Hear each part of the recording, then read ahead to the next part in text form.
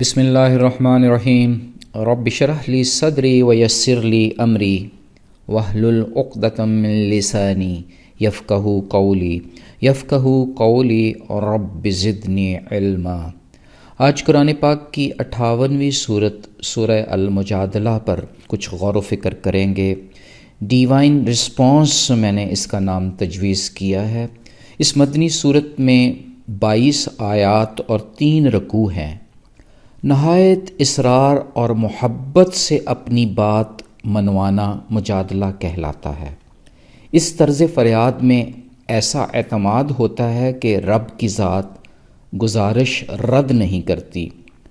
دور جاہلیت میں عربوں میں یہ دستور تھا کہ جب خاوند ناراض ہو کر بیوی کو اپنی ماں کی طرح کا کہہ دیتا اور باقاعدہ طلاق دیے بغیر اس سے الگ ہو جاتا، یہ رسم زہار کہلاتی تھی۔ اوس بن صامت انصاری رضی اللہ تعالیٰ عنہ نے اپنی بیوی خولہ بنت ثعلبہ کو ایک بار غصہ میں یہ کہہ دیا کہ تم میری ماں کی طرح ہو۔ وہ آپ صلی اللہ علیہ وآلہ وسلم کے پاس شکایت لے کر آئی۔ آپ صلی اللہ علیہ وآلہ وسلم نے عرب کی قدیم روایت کے مطابق یہ خیال کیا کہ وہ اپنے خاوند پر حرام ہو گئی ہے۔ خولہ خوف کے مارے فریاد و زاری کرنے لگی۔ اس دل کی اتھاہ گہرائیوں سے نکلے ہوئے مجادلہ پر اس صورت کی پہلی 4 آیات نازل ہوئیں، جس میں رب تعالی وضاحت فرما رہے ہیں کہ ساری گفتگو سن لی گئی ہے۔ ماں تو وہی ہے جس نے انسان کو جنا ہے۔ کفارہ ادا کر کے زہار کی گئی بیوی کو رجوع کر لینا چاہیے۔ ایک بہت بڑی آفاقی سچائی کھل کر سامنے آ گئی کہ رب کے ہاں عورت کی کتنی اعلیٰ تکریم ہے، اور یہ کہ اگر اس ذات باری تعالیٰ کو خشوع و خضوع سے پکارا جائے تو وہ بندے کی فریاد ضرور سنتا ہے اور نہایت مسحور کن جواب بھی دیتا ہے۔ مولا علی کرم اللہ وجہہ سے منسوب ایک خوبصورت حدیث ہے کہ حضور پاک صلی اللہ علیہ وآلہ وسلم نے فرمایا، جو کوئی باقاعدگی سے سورہ المجادلہ کی تلاوت کرے گا، اللہ اسے کوئی سزا نہیں دیں گے جب تک وہ اس دنیا میں رہتا ہے۔ مزید یہ کہ وہ کسی مشکل پریشانی کا سامنا نہیں کرے گا اور نہ کسی ناقابل علاج بیماری میں مبتلا ہوگا۔ یہ صورت پاک ان منافقین اور دین کی راہ سے بھٹکے لوگوں کو تنبیہ کر رہی ہے کہ جو حضور پاک صلی اللہ علیہ وآلہ وسلم اور ان کے صحابہ کے خلاف سازشیں کرتے ہیں اور غلط نوعیت کی افواہیں پھیلاتے ہیں۔ اہل ایمان کو نصیحت کی جا رہی ہے کہ وہ سازشوں سے آگاہ رہیں اور ایسی قباش کے لوگوں کو کبھی دوست مت تصور کریں، کیونکہ وہ اللہ اور اس کے رسول کے دشمن ہیں۔ شیطان کو اتنی اجازت ہرگز نہ دی جائے کہ وہ ہماری ذات پر قابو پا لے، اور وہ بھی ایسے کہ ہم اللہ کی یاد کو بھلا بیٹھیں۔ اللہ رب العزت ہماری ہر چیز سے آگاہ ہیں اور ہماری گفتگو سنتے ہیں۔ جب ہم 3 ہوں تو چوتھا رب ہوتا ہے، جب ہم 5 ہوں تو چھٹی رب کی ذات ہوتی ہے۔ روز قیامت سب راز کھول دیے جائیں گے۔ صورت واضح کر رہی ہے کہ جن کے دلوں میں اللہ تعالیٰ نے ایمان کی قوت سمو دی ہے، ان کے لیے مسحور کن انعام ہے۔ اللہ ایسے لوگوں کو اپنی ذات کا نور عنایت فرماتا ہے۔ الرازی رحمۃ اللہ علیہ کے مطابق اللہ اہل ایمان کے دلوں کو اپنے خاص نور سے منور کر دیتا ہے۔ اس صورت میں آداب مجلس اور اہل علم کی فضیلت بھی بتائی جا رہی ہے۔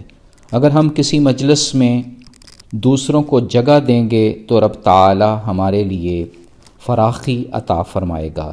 اگر کسی مجلس میں سے اٹھ کر جانے کا حکم ہو تو فوراً اٹھ جانا ہی بہتری ہے۔ اہل ایمان اور اہل علم کے درجات اللہ تعالی دنیا اور آخرت دونوں جگہ بلند فرماتے ہیں۔ بخاری شریف کی حدیث ہے، رسول اللہ صلی اللہ علیہ وآلہ وسلم نے فرمایا، کوئی آدمی کسی کو اس کی جگہ سے اٹھا کر وہاں نہ بیٹھے، بلکہ تم ایک دوسرے کے لیے اپنی مجلس میں کشادگی پیدا کیا کرو۔ ہمارے علم میں یہ بات بھی آ گئی کہ رسول اللہ صلی اللہ علیہ وآلہ وسلم کی محفل میں جانے کے لیے صدقہ کا حکم عارضی تھا، جو بعد میں منسوخ کر دیا گیا۔ اس حکم کا اصل مقصد ان ریاکاروں کو بے نقاب کرنا مقصود تھا جو حضور پاک صلی اللہ علیہ وآلہ وسلم سے علیحدگی میں بات کرنے کے شوقین تھے۔ ان لوگوں کا راز کھل گیا جب انہوں نے صدقہ کے خوف سے آنا بند کر دیا۔ حضرت علی رضی اللہ تعالیٰ عنہ فرماتے ہیں کہ میں واحد شخص تھا اس حکم پر عمل کرتے ہوئے حضور پاک صلی اللہ علیہ وآلہ وسلم سے علیحدگی میں بات کرنے کی درخواست کی۔ اس صورت پاک سے یہ نصیحت بھی مل رہی ہے کہ منفی سرگوشیاں کرنا شیطانی عمل ہے۔